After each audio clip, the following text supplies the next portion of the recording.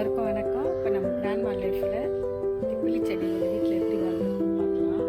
இது பாருங்க, நல்லா இதோட பூ வந்து தான் திப்பிலியாக இது பண்ணுறாங்க.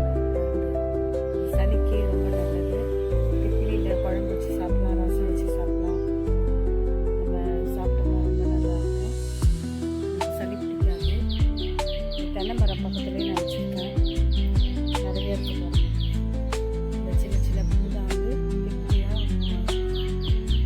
கொஞ்சம் நேரம் நிழலில் குடச்சி எடுத்தோம்னா இது ரொம்ப சளிக்கு நல்லது. எப்பவுமே வச்சுருக்காங்க. இது வெப்பலை செடி மாதிரியே இருக்கும். ஆனால் இது திப்பிலி செடி நிறைய வந்துருக்காங்க.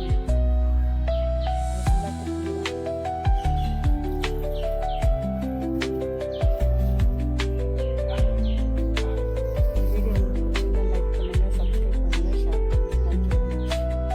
திப்பிலினா எப்படி இருக்கு பாருங்கள். அப்பப்போ எனக்கு தேவையானது பறிச்சுப்பேன். பறித்து அதை குழம்பாவோ ரசமாக வச்சு சாப்பிட்லாம். காய வச்சோம்னா மிளகு இதோடு சேர்த்து சாப்பிட்டோம்னா சளி பிடிக்காமல் இருக்கும். அதுக்காக தான் மெயினாக வச்சுருக்கேன் நான்.